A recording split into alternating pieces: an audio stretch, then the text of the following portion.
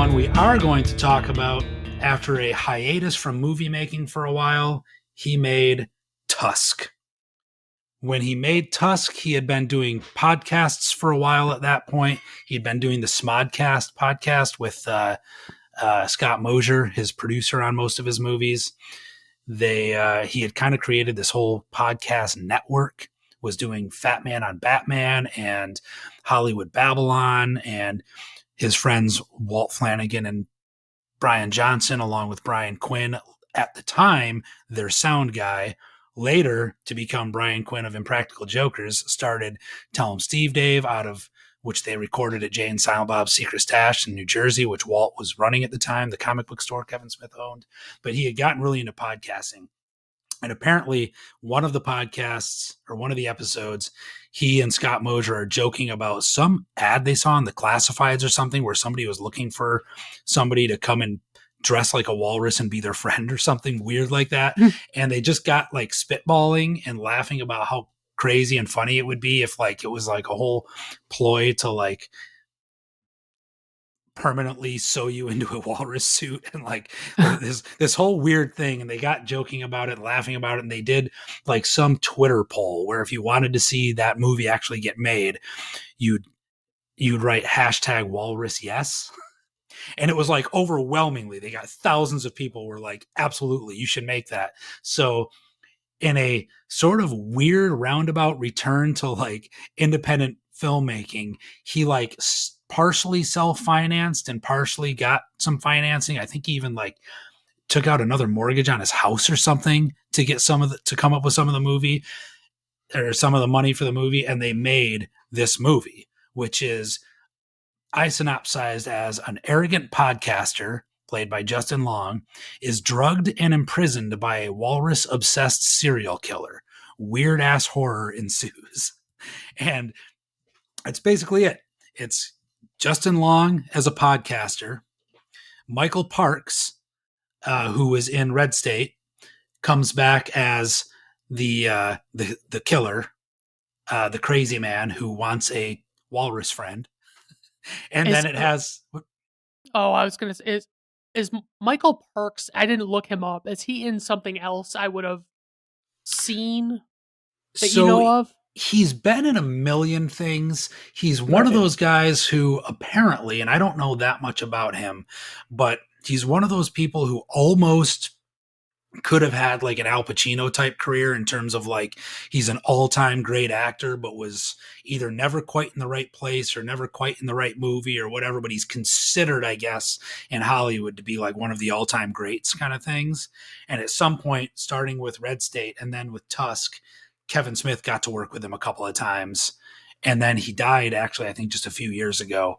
I think he got, I don't know if it's cancer or what, but I feel like he was only in his 60s or 70s, but yeah, so he's like one of those like all-time classic thespians, I guess. But so he plays the crazy guy, and then there's small supporting roles played by Haley Joel Osment as Justin Long's podcasting partner and friend, and his girlfriend is played by someone named Genesis Rodriguez, who I don't really know her from other things, but she's pretty good in this. Yeah. And then also there's a cameo by Johnny Depp in lots and lots of prosthetics and makeup. How? This is where I struggle with the definition of cameo, because I feel like I guess it's not really a cameo, right? I mean, it's like a minor role. I mean, really, it is. Really, the cameos are his daughter and Johnny Depp's daughter, who play the two teenage girls in the convenience store he stops at in Canada. Right. They're really the cameos. Yeah. But he got Johnny Depp to come and do it because like they were friends, because their daughters were like besties and went to school together. And Johnny Depp, I guess, saw the script and was like, I think that'd be super fun and hilarious. Let's do it.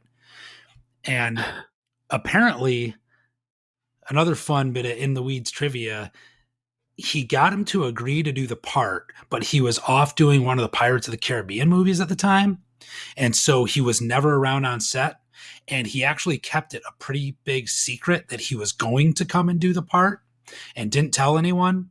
until finally, like the last day of the regular shooting, he let the cast and crew in on the secret that the other scenes they hadn't filmed yet with that inspector was going to be Johnny Depp.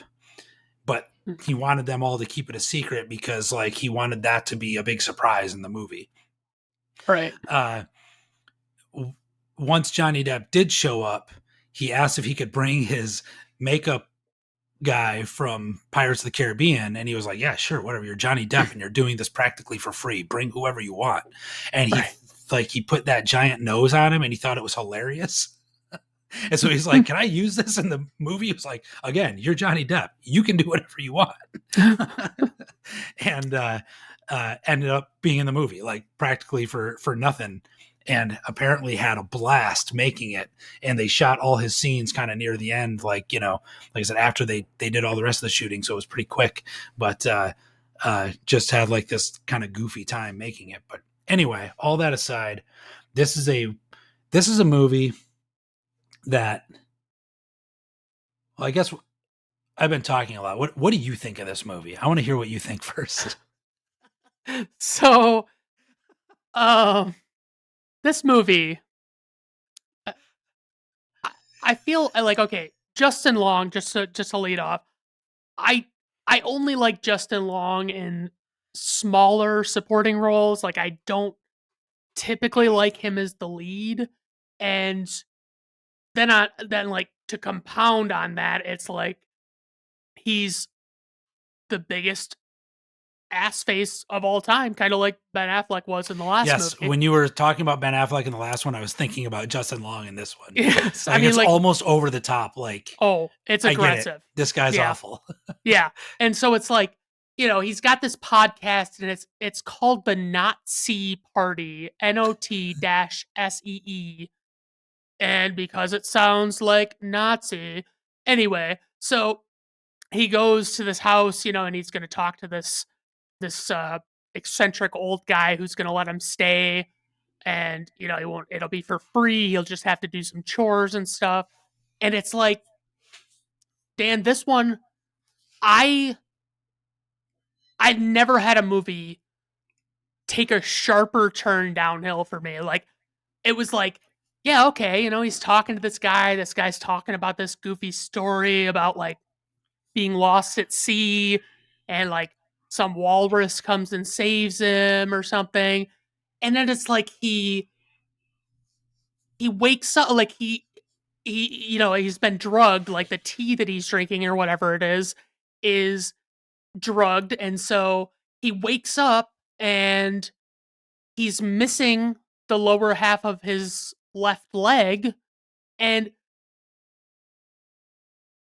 I struggled to even keep my attention on this movie. It was so aggressively bad. Like I genuinely, like, it's just the premise, like the basic premise. Like, when you said that it was based on like people tweeting that hashtag, well, that's what encouraged him to make it. It was based on a couple stoners riffing on a classified ad they saw during a podcast. Right. And it just, I mean, I thought Johnny Depp was fairly enjoyable. I thought he was good. I thought the girlfriend was good, and I always like to see Haley Joel Osment, but like, yeah, I mean, like, like, what am I watching this movie for? Like, what am I, like, I sit down and it's like, okay, so now he's going to turn Justin Long, this evil old guy is going to turn Justin Long into a fucking walrus, and he's going to like sew together pieces of human skin to do it. And like, he, you know, he uses, I think, the bone from his legs to like make the tusks. And it's like, what, I mean, like, what are your actual thoughts on this movie? What is like, so I'm in a similar place you are, in the sense that like it's tough to describe really what's going on and how I feel about it, because it's so all over the place. Like, for example, Justin Long's character comes out and he's, like you said, super unlikable, complete dick, Right. like whatever. But then his character gets drugged and captured and whatever. And where I find myself confused is, am I supposed to feel scared for his character? Am I supposed to like feel sympathy or worry or something? Right. Or is he purposely such a douchebag because they don't want you to be that scared for the character? They want you to be more invested in just the goofiness of this dark comedy kind of, and not get too concerned about it. But that in itself puts me in this place where like I'm not sure what this movie is supposed to be or trying to be. Is it a dark comedy? Is it a horror? Is it a little of each? Is it neither? I don't really know what's going on with it, right? So like his character is so unlikable that it makes me kind of not care about him when he Right. gets drugged and his legs cut up and whatever. You're like, well, fuck that guy. He's an asshole. He was like so mean to that other person he wanted to have on his podcast that the guy killed himself, right? Right. Like he's legitimately a terrible human being. So he's kind of getting his comeuppance with this other serial killer wacko, whatever, right? Yeah. And then cut back to his girlfriend, and she's delivering this like monologue into the camera, and she's in tears, and it's like very powerful. And I kept waiting for them to zoom out to learn that she was like doing a script read for a movie she's trying to get a part in or something. Mm. And they don't. She's like, Right. turns out she's just sleeping with Haley Joel Osment, his friend. And then that's kind of a reveal, but it falls flat because I'm like, I'm not sure why I should care. Again, Right. did they have something special? Did they not? I don't know. That was some pretty impressive acting from a monologue standpoint. It's just too bad that I don't know what I'm supposed to do with it, right? Right. And then it keeps getting weirder and weirder and weirder. And, you know, like you said, eventually he turns Justin Long into a walrus, and like he's sewed inside this suit. And then it like crescendos into this weird thing where puts himself in a walrus suit that he can remove easily though, and they like he wants to fight him to the death kind of thing, Right. like in this little, you know, his little pen that he's built for him. And it's to say it's weird is an understatement. Like, Oh yeah. like, and I don't dislike it because it's weird. I dislike it because it never quite figures out what the fuck it's supposed to be, right? And Yeah. I'm left more confused than satisfied as a viewer.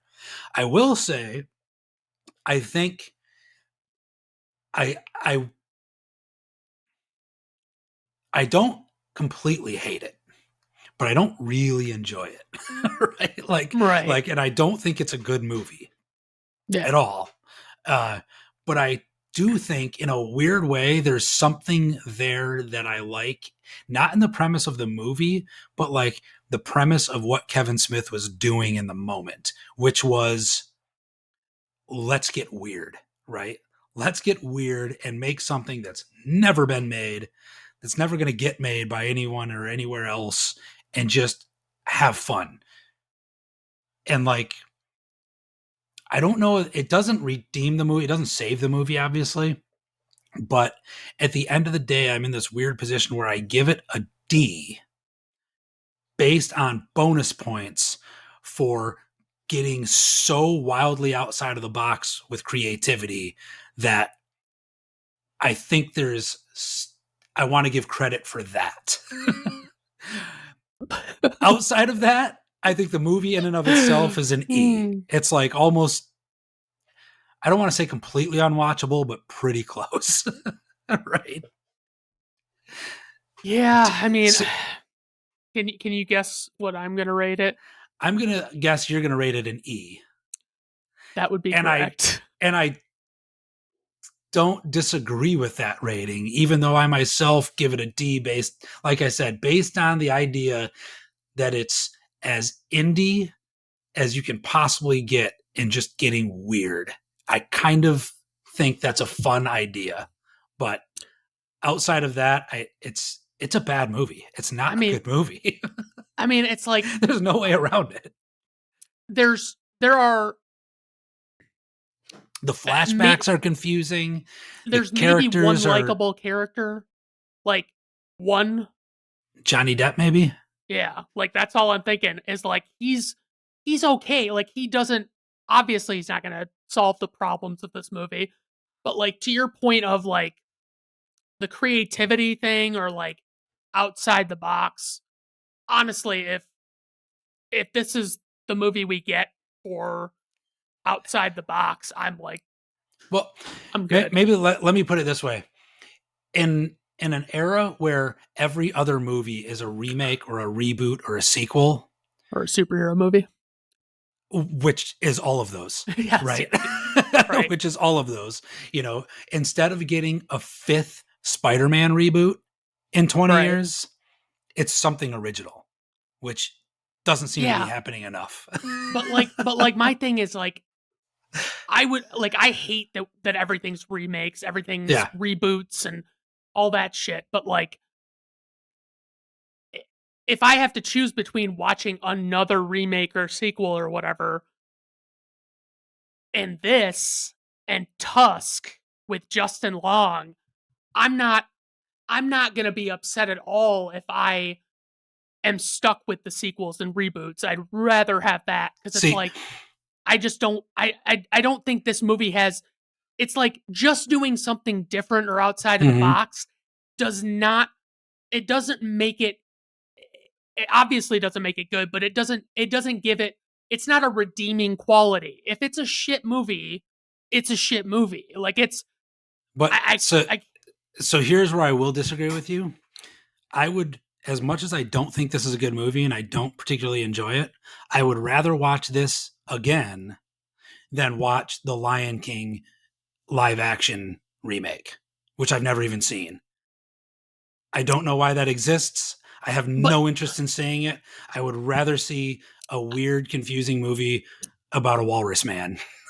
see like but I get where you're coming from. I get Like, the point you're making, but yeah. what I'm saying is like Tusk is not as like it feels like it because like it I mean Tusk was on your radar because it's Kevin Smith, right? I Mm-hmm. mean like Mm-hmm. that's Mm-hmm. chances are pretty good you might not have even bothered to watch this if it There's wasn't no Kevin way I Smith. would have.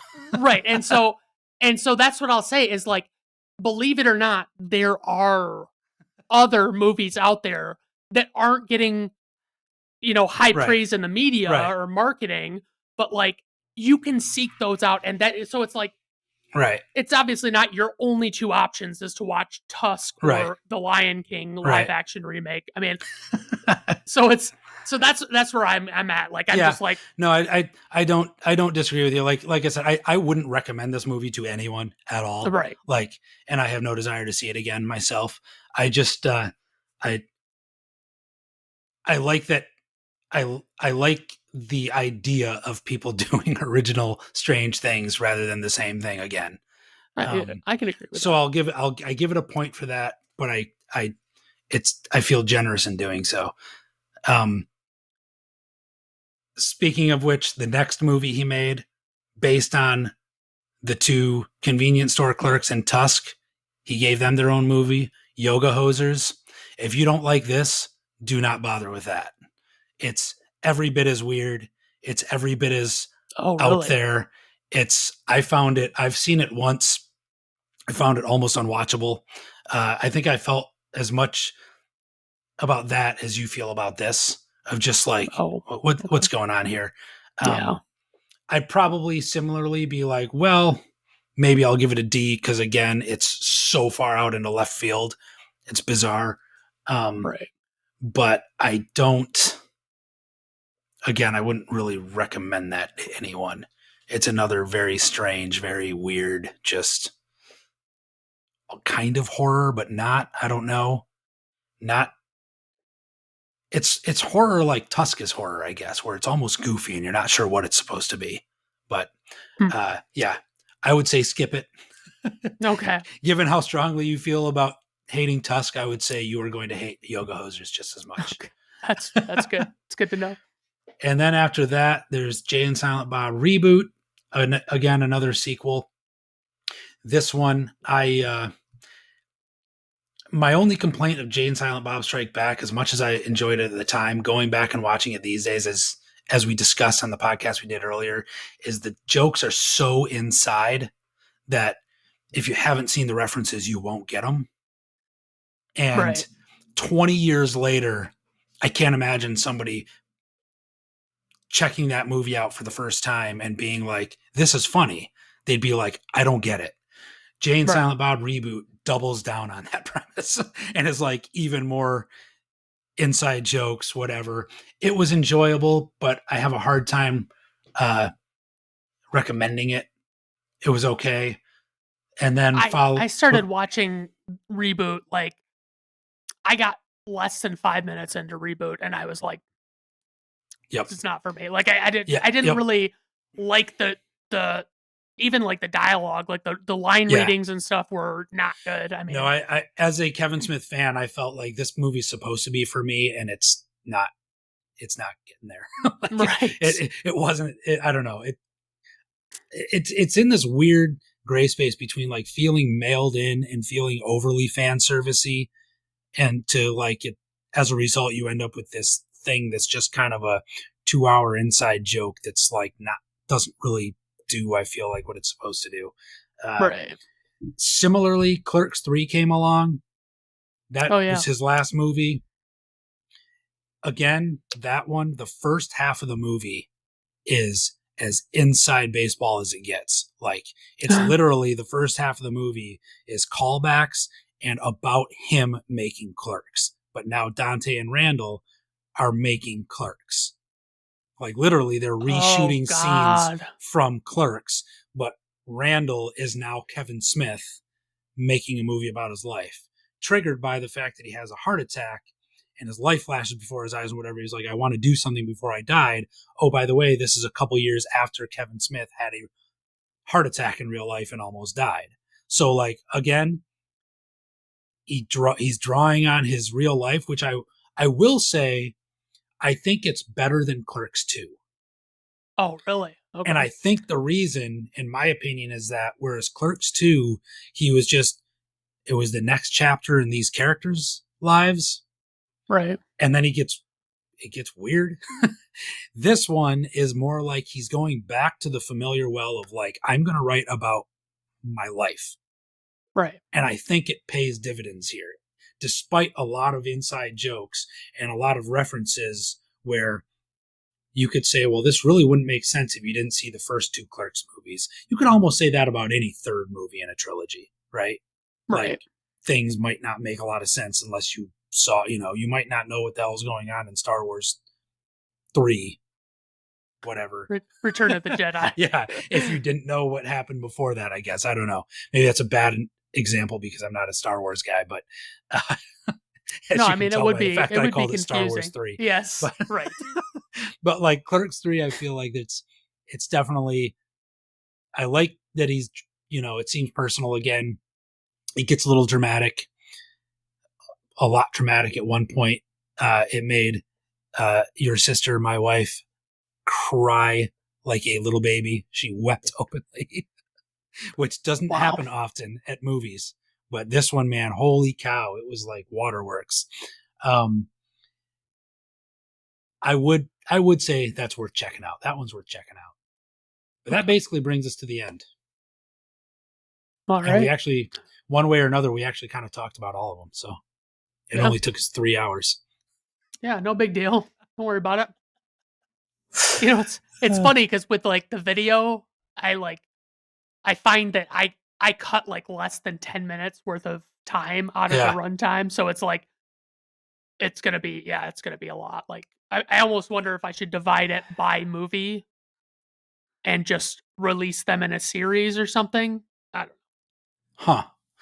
Little mini episodes. Yeah, because I mean, like with the video format, it's like. Well, you can still listen to it, right? It'll still come on. There's an audio format too, right? Right. Yeah. I mean, if you want to watch the video, it's just our faces. Right. Pretty much. Well, it's not like there's animations going on and stuff. Well, that's the thing is when I edit, I do put in animations and stuff like that. So, yeah. Uh-oh. So it'll be pretty nifty. But yeah, All right. so I guess that's all we've I got think for that's today. it. Yeah, there's really nothing to also mention because we mentioned everything. It's true. We went through everything. Oh yeah. Seems So like what's the best then? What's if you were to say your favorite of the bunch, including ones we may or may not have talked about in depth today? I would say Clerks has it holds a place near and dear to my heart. I know bad acting, blah blah blah. It's like, oh god, I remember those retail jobs, and I remember just dicking around and stuff, and it's a lot of fun. How about you? So I find myself ping ponging between Clerks, Mallrats, and Chasing Amy, basically based on whichever one I saw last. That's fair. Like every time I'm like, I think Clerks is definitely overall. That's just, man, they'll never match that. And then I watch Mallrats and laugh nonstop for 2 hours, and I'm like, this is so enjoyable. And then I watch Chasing Amy, and it's not a laugh fest, but I'm like, this is just a really good movie. Right. So I don't know. I think probably my favorite would have to be between Clerks and Mallrats, though I think objectively, I feel like Chasing Amy is his actual best movie, personally. And I say objectively, meaning completely subjectively. But naturally, yes. I don't know how one can truly be objective about such things. I don't think you can. So it's not. So I think that's it. Okay. That was a lot of talking about Kevin Smith. Yeah, that my whole theorizing that this would shorten the length of our episodes did not come through. So I didn't expect it to shorten anything, but I feel like there was more back and forth. Yes, and which that's was what to me it was the big point was that there was get a little less monologue rambly and a little more back and forth, which I think we can still work on better. Yeah. Yep. Yeah. Okay. All right. To your outro. All right. Have a good one, guys. All right. See ya. All right. See you later.